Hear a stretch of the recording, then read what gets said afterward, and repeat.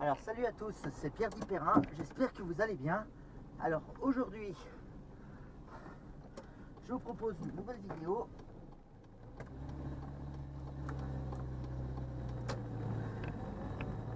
Que je promets depuis un moment.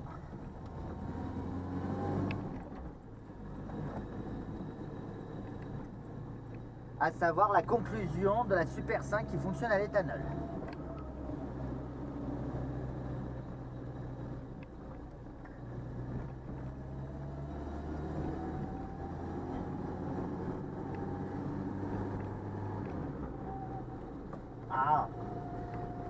Alors, je vais essayer de rien oublier parce que il y a des avantages et des inconvénients. Genre par exemple le moteur à froid, c'est un inconvénient. Enfin, parce qu'il faut jouer avec le starter tout le temps. Là par exemple, je vais m'arrêter un feu. Alors malgré qu'elle ait plus besoin de starter pour maintenir le ralenti, elle va en avoir besoin pour démarrer. Par contre, starter moitié et on accélère, voilà. Par contre, dès que ça monte dans les tours, faut couper le starter. Voilà, faut souvent jouer. Et là, tu vois, c'est même trop. Voilà, un petit peu. Voilà, des fois au démarrage, elle réclame un tout petit peu de richesse. Alors, excusez-moi si ça bouge, j'ai pas mieux attaché la caméra que ça.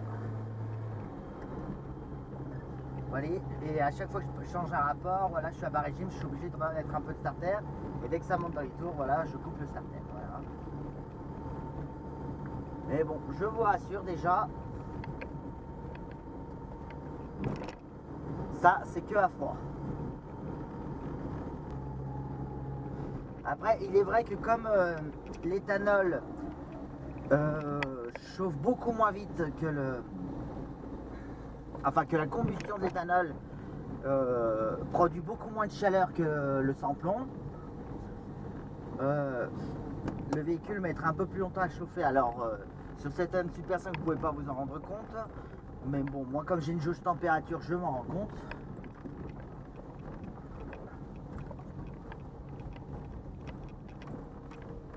Alors je me rends compte juste que j'ai oublié quelque chose pour faire cette vidéo. Donc, je suis obligé de retourner chez moi.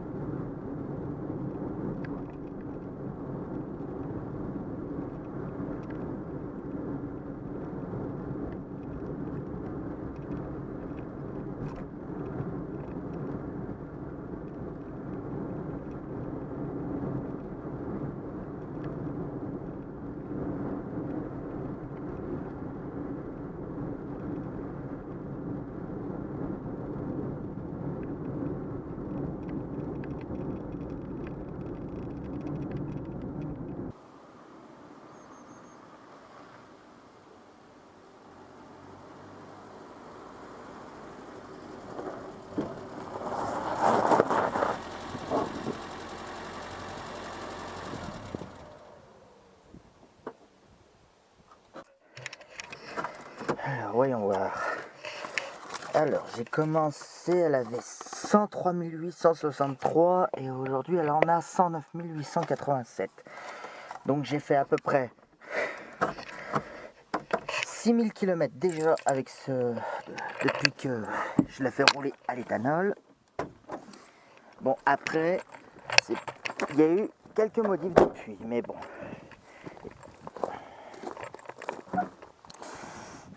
Mais bon, malgré tout cela,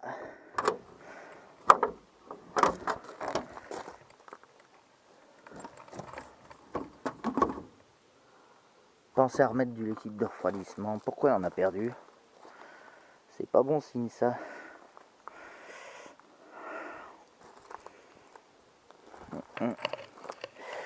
Bon.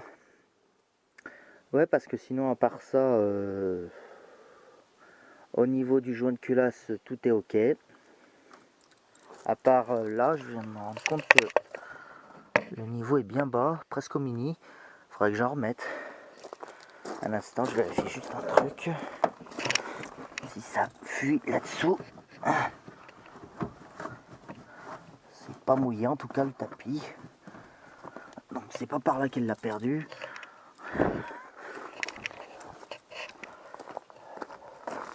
L'échappement n'est pas trempé. Et encore je dis ça.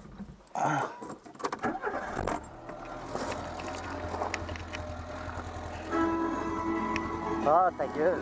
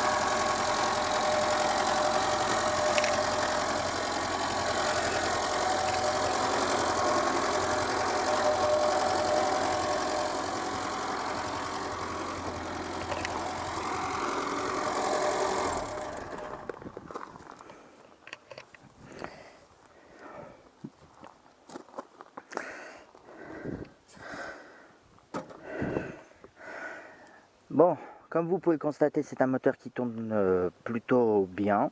Peut-être un ralenti un peu élevé, mais bon, ça, en ce moment, je le fais exprès parce que je fais des expériences sur les moteurs essence.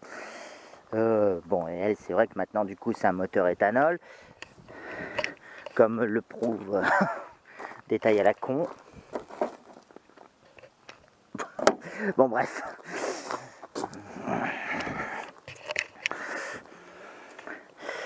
Bref, qu'est-ce que je voulais vous montrer? Oui, c'est ça.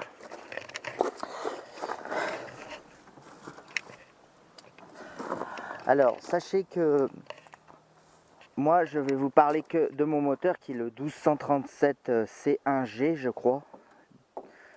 Je le rectifierai en sous-titre si c'est pas ça. 55 chevaux, 1237 cm3. Mais je pense que le meilleur moteur de Super 5 pour la conversion à l'éthanol est le 1100 combien? Ah, je sais plus. 1100 et quelques centimètres cubes qui débloque 47 chevaux. Moi j'ai le 1237 qui fait 55 chevaux. Pourquoi je recommande plus le 1100? Parce qu'il n'y a pas l'allumage électronique intégral. Et du coup vous pouvez. Et normalement avec l'éthanol il faudrait légèrement modifier l'allumage. Et comme j'ai l'AEI, malheureusement l'allumage ne se dérègle pas. Mais bon, je touche du bois parce que jusqu'à présent je n'ai entendu aucun bruit de cliquetis, donc je n'ai jamais eu besoin de modifier l'allumage. Mais je pense que dans certaines conditions, je pense que pour le 1147 qui est l'allumage transistorisé, oui c'est ça, vous pouvez légèrement décaler l'allumage pour les besoins de l'expérience. Après, la plus grosse modif qu'il y a à faire, c'est changer le gicleur principal. Alors je ne vais pas vous ouvrir mon carburateur, mais je vous en ai amené un. Bon, c'est un carburateur de 2 chevaux, mais bon, c'est fait pareil à peu près à l'intérieur. Voilà, il faut changer le gicleur qui est tout au fond de la cuve. Alors oui, sur la Super 5, c'est peut-être pas fait pareil, c'est à peine plus gros. mais la config est le même. Il faut changer le gicleur qui est tout au fond. Alors, à savoir que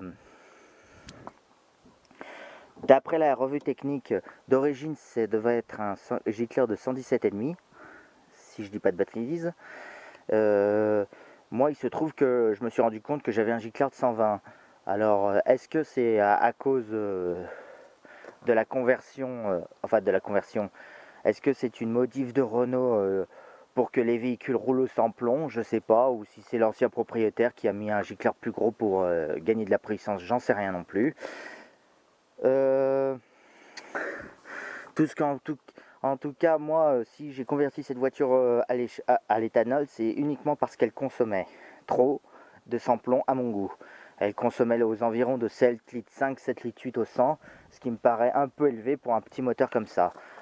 Comparativement à ma Renault 11 qui dépasse très rarement les 7 litres au 100, je trouvais que c'était un petit peu abusé pour une cylindrée inférieure, que ça consomme plus.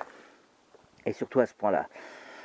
Mais bon, après, il y avait plusieurs points qui pouvaient faire qu'elle consommait. Genre, par exemple, elle roulait sans Calorsta. Et puis, bon, le gicleur trop gros, ça, je l'ai déjà dit. Et puis, le fait aussi qu'elle avait le filtre à air réglé toujours sur froid, en mode hiver. Alors, là, actuellement, c'est le cas. Mais bon, parce que je me suis rendu compte que l'éthanol n'aime pas du tout l'air frais, hein.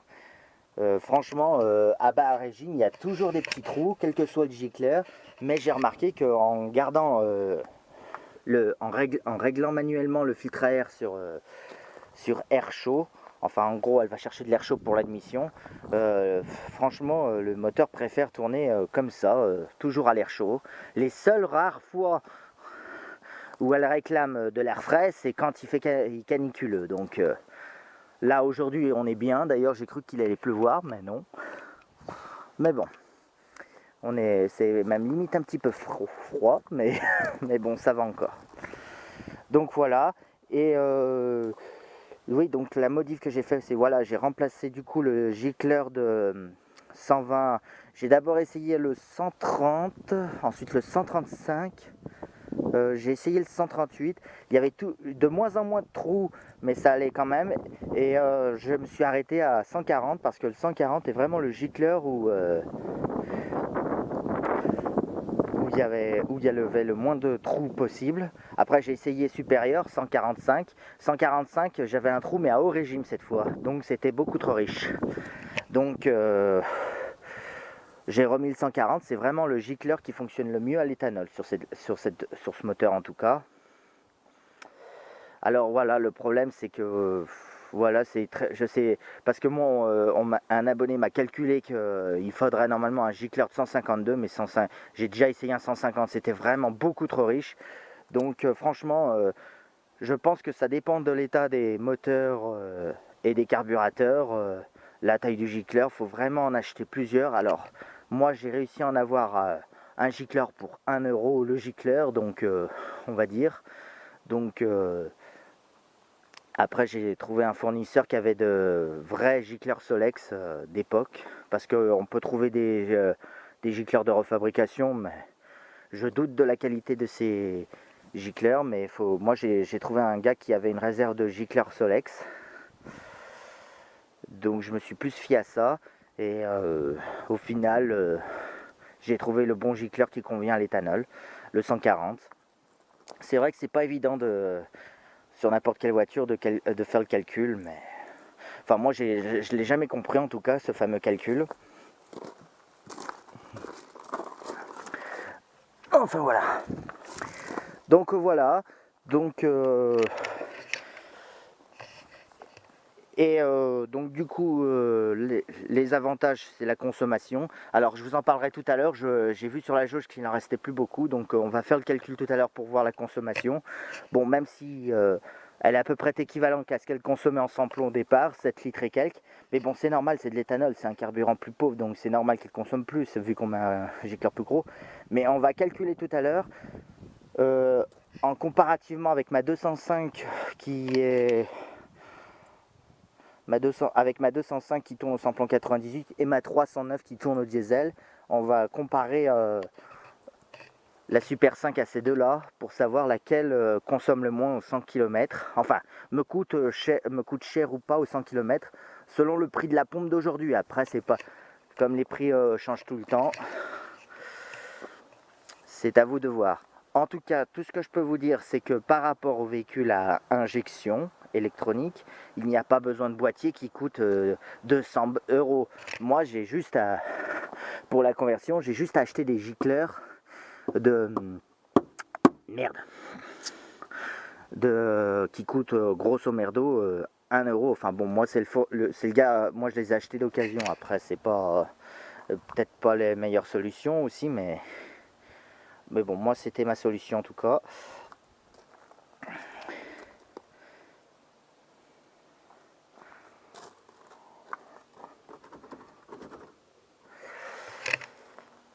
Et voilà, et ça coûte, j'ai dû en acheter quoi, 5 gicleurs, donc 5 € quoi, ça a dû me coûter en tout pour la conversion.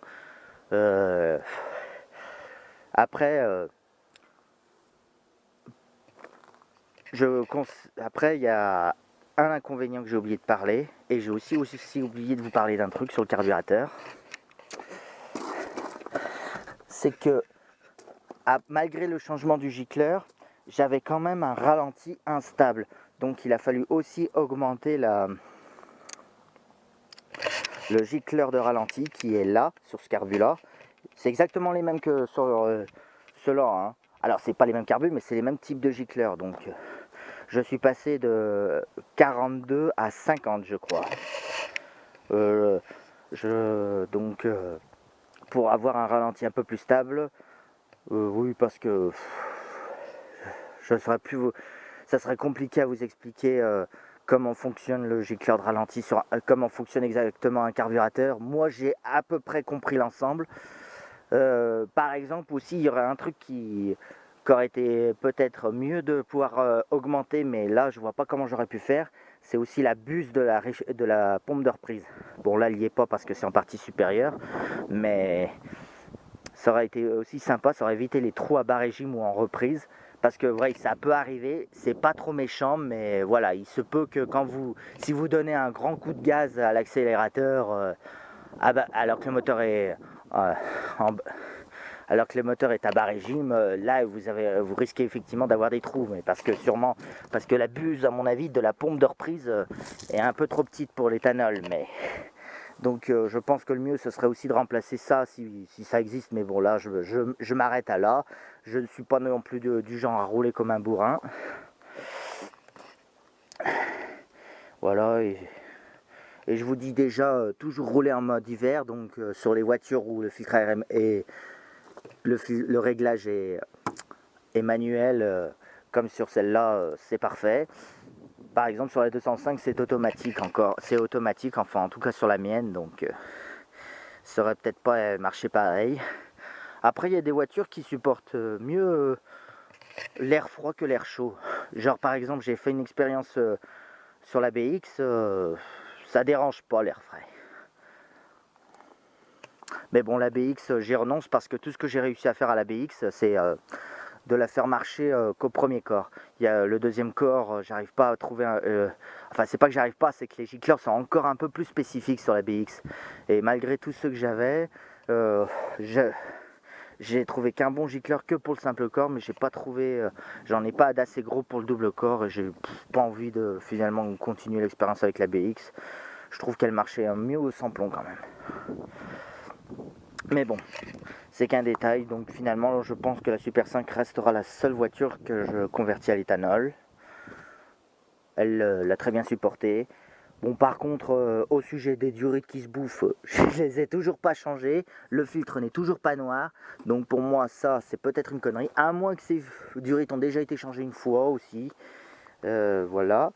Par contre, ce qui est peut-être vrai, et ça m'est arrivé, c'est que si vous convertissez votre carburateur d'origine et qu'il était plutôt sale à l'intérieur, il se peut que l'éthanol décrase votre carbu et bouche vos gicleurs. Alors moi, ça m'est pas arrivé sur le gicleur principal, par contre ça m'est arrivé sur le gicleur de ralenti. il m'est arrivé que le moteur cale sans raison quand je m'arrête quelque part. C'est tout simplement la crasse du carburateur qui a dû se décoller par l'éthanol et qui a obturé le gicleur de ralenti. Alors c'est pas méchant, il faut juste... En plus l'avantage du gicleur de ralenti c'est qu'il est accessible à l'extérieur du carbu, il n'y a pas besoin d'ouvrir le carbu complètement. Donc au bord de la route, une petite clé d'huile, vous défaites votre gicleur, vous le nettoyez en soufflant dedans, surtout pas d'aiguille dans le gicleur, ça peut le fausser. Faut souffler carrément avec une soufflette ou à la main. Moi, quand je m'arrêtais au bord de la route, je soufflais carrément avec la bouche, où j'aspirais la merde et je la recrachais. Après, si vous avez vous donner un petit coup de coton-tige pour enlever la merde dans l'orifice, vous remettez votre gicleur et en général, il se peut que vous ayez à faire ça si vous avez un carbu d'origine, mais si jamais vous avez un carbu complètement propre, ou si vous voulez carrément changer le carbu pour convertir à l'éthanol, ce que apparemment certains youtubeurs préfèrent, ce que j'ai entendu dire, nettoyer le réseau, enfin voilà, à la... je sais plus comment on fait pour les nettoyer, enfin bref, c'est vrai que ce serait un peu mieux. Moi c'est vrai que j'ai gardé le carbu d'origine pour faire ça parce que j'en avais pas d'autres et vu le prix d'un carbu en ce moment, j'ai préféré me limiter à ça. Enfin voilà.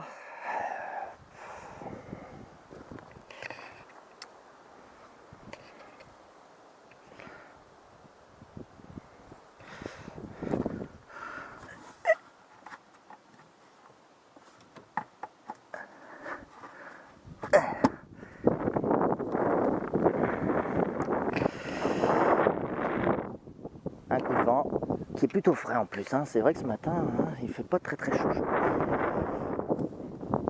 Mais bon voilà, ma Super 5 tourne toujours aussi bien au samplon, à l'éthanol. Alors, pour l'instant ça me convient très bien. Pas de raison de revenir en arrière pour le moment sur elle. Après c'est vrai que comme c'est un simple corps, la conversion est plus simple. Le double corps, je vous dis, c'est plus chiant. J'ai essayé à la BX et si... Attendez, il y a un tracteur qui arrive, je vous reprends après. Voilà, donc j'ai pas de raison. Après, c'est vrai que la Super 5, je ne m'en sers qu'une fois par semaine. Bon, alors c'est vrai qu'avec le nombre de voitures que j'ai, ce n'est peut-être plus très avantageux de rouler à l'éthanol. Mais comme ce moteur consommait beaucoup trop, c'est un peu pour ça que je l'ai converti. Alors mettez-le en commentaire si jamais s'il y a des abonnés comme moi qui ont des Super 5, mettez en commentaire combien consomme votre Super 5 et précisez votre motorisation, juste que je compare. C'est juste pour ma comparaison personnelle. Voilà. Et si vous avez fait convertir votre véhicule, notez la consommation avant et après, enfin bref.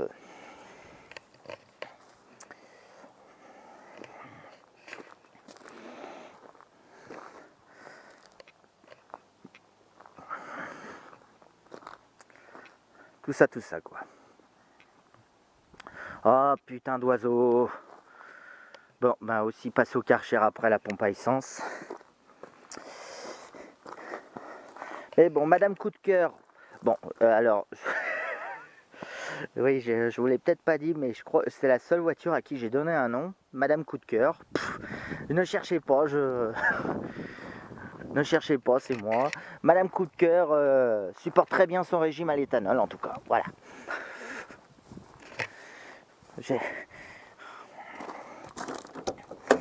Allez, hop. Allez, démarrage à chaud.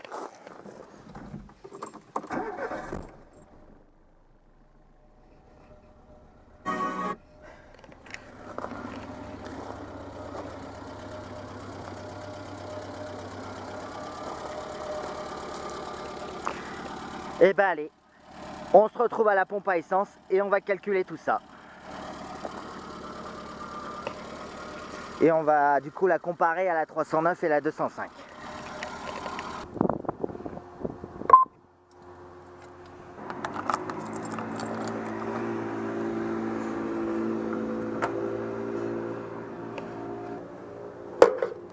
Choisir super éthanol pour moteur flexible.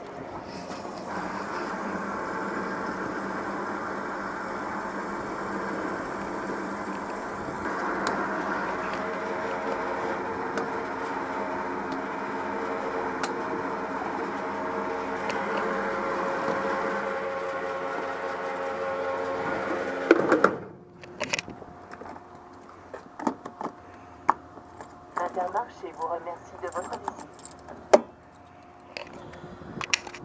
Alors, 34 litres 40.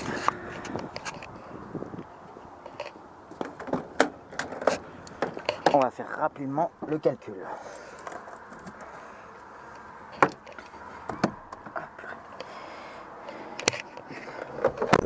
Alors, je rappelle comment on fait. On se sert du journalier, bien sûr, qu'on remet à 0 à chaque plein. Alors, j'ai dit 34 litres 40 divisé par, on regarde ce qui est marqué sur le journalier, 422,1, donc 4, parce qu'on calcule toujours les litres au 100, 22,1, 8 litres 1, c'est un peu élevé quand même, mais bon. Oh purée. Alors, bon, pour les besoins, bon, ça peut varier en fonction des stations-service, mais bon, je vais faire ce comparatif en fonction de cette station-service, hein, qui est pour le moment la moins chère du coin. Donc, par exemple, combien me coûte la Super 5 ?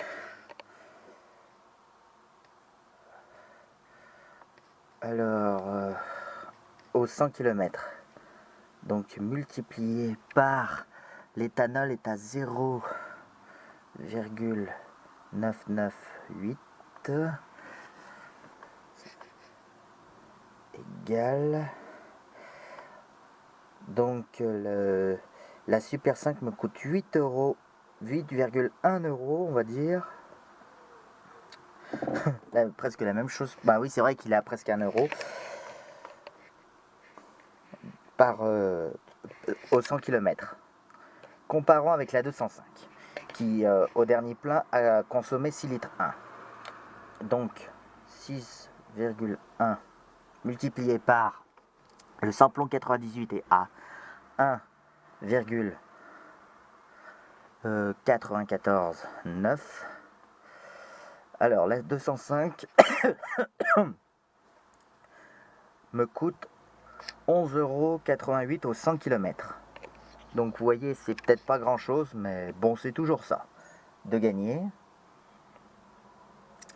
Et encore, la Super 5 là, c'est élevé. D'habitude, ça dépasse rarement les 8 litres. Mais bon, c'est parce que j'ai dû la faire tourner un beau moment en ralenti, ça doit être ça. Bon, on verra ça.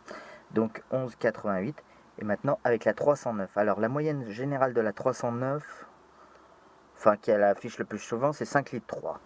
Donc, le prix du gazole est à 1,78,3. Alors vous voyez, même avec la 309, je suis encore avantagé.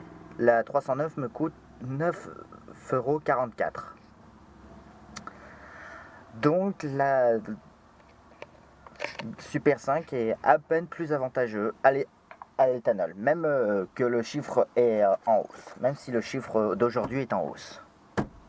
De pas grand chose, c'est vrai que ça fait quelques euros, mais bon, c'est toujours ça de gagner.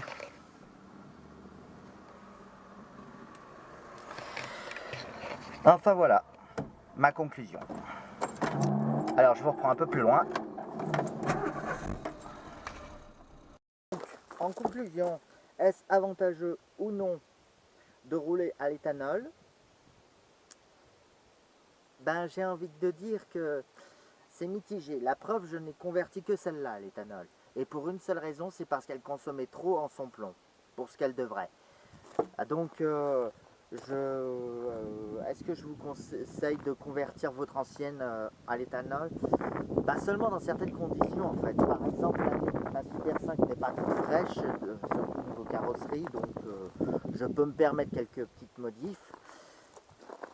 Donc je vous déconseille déjà de faire ça sur une voiture qui est en excellent état, limite état concours, enfin voilà, ce qui n'est pas mon cas évidemment.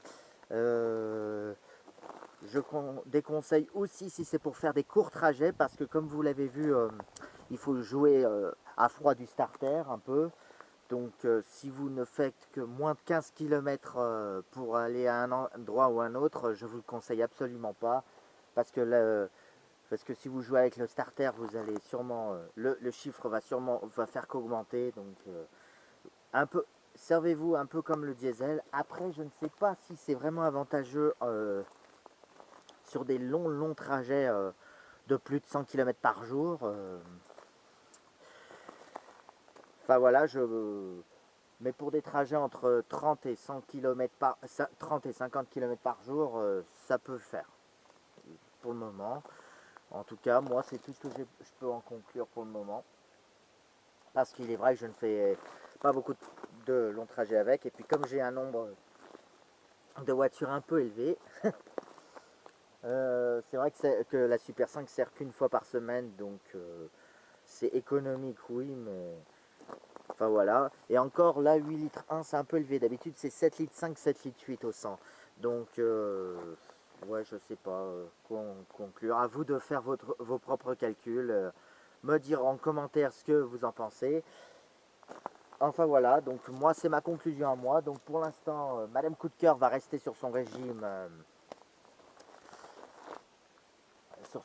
éthanol. Pour l'instant, ça lui réussit très bien. Le joint de culotte pour l'instant tient le coup. Après, je vous ai dit, mes problèmes que j'ai eu en fonction du circuit de refroidissement n'a rien à voir avec l'éthanol. C'est juste que les durées étaient endommagées. Enfin bref. Bref, ça peut lâcher à tout moment. C'est pour ça que j'évite de trop forcer. Évitez de faire marcher le véhicule trop dans les tours aussi. Parce que c'est, je pense, que le meilleur moyen de casser son moteur. Après, bon, moi en ce qui concerne l'utilisation en hiver, elle a toujours démarré en hiver. Après, le plus bas qu'elle a eu à démarrer, c'est moins 1 degré. Donc, je pense qu'à partir de moins 4, il y aurait eu un peu plus de difficultés à démarrer. Enfin, sinon, à part ça, qu'est-ce que je pourrais vous dire de plus? Bah, je vois pas en fait.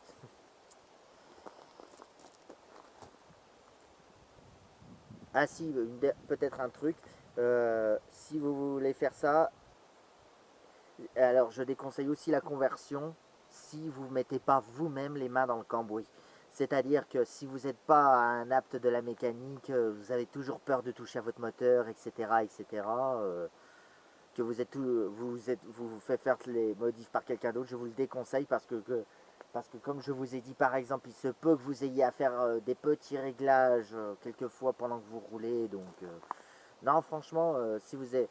je déconseille la conversion si vous y connaissez rien en mécanique, hein, et que vous faites toujours faire la mécanique par un autre. Enfin voilà, parce que par exemple si vous avez comme moi le gicleur de ralenti qui se bouche, faire ça au milieu de la route si vous n'avez pas l'habitude, enfin bref. C'est qu'un détail, mais je pense qu'il était important de le souligner. Et peut-être un dernier détail aussi, normalement on n'a pas le droit légalement de convertir son ancienne à l'éthanol. Parce qu'il faut un certificat de conformité malheureusement. Donc au point de vue des assurances, etc., je pense que s'ils découvrent par exemple en cas d'accrochage que vous roulez à l'éthanol, ou alors si vous avez une panne qui est en rapport avec l'éthanol, votre assurance ne vous couvrira pas. Enfin, c'est un conseil que je vous donne. Moi, je prends le risque pour faire des vidéos. Voilà, on va dire ça. Mais bon, pour l'instant, Madame Coup de Cœur supporte très bien. Après, je n'ai fait que 6000 km. Il se peut qu'à plus de 10 000, voire 30 000 km d'éthanol, au bout d'un moment, le moteur casse. C'est pas impossible aussi, mais bon. Pour le moment, Madame Coup de Cœur tient le coup. C'est un régime qui lui réussit très bien et elle reste pour l'instant, vous avez vu, le véhicule qui me coûte le moins cher aux 100 km, même si aujourd'hui elle a une consommation plutôt élevée, ça reste quand même légèrement avantageux. Enfin voilà. Bon écoutez, je vais conclure cette vidéo là-dessus. Donc si elle vous a plu, mettez votre plus gros pouce bleu, un commentaire pour me dire ce que vous avez, me donner vos chiffres de comparaison, etc. Ça peut toujours aider. Et je vous dis à bientôt, vos retours d'expérience, etc. Même avec d'autres voitures, pas forcément qu'avec des Super 5, hein, ça peut toujours aider. S'il y en a qui veulent se lancer et d'autres qui sont encore réticents, qui du coup préfèrent ne pas tenter l'expérience, que je peux comprendre. Enfin voilà, et ils auront dans un certain sens bien raison. Enfin voilà, allez, merci, à plus.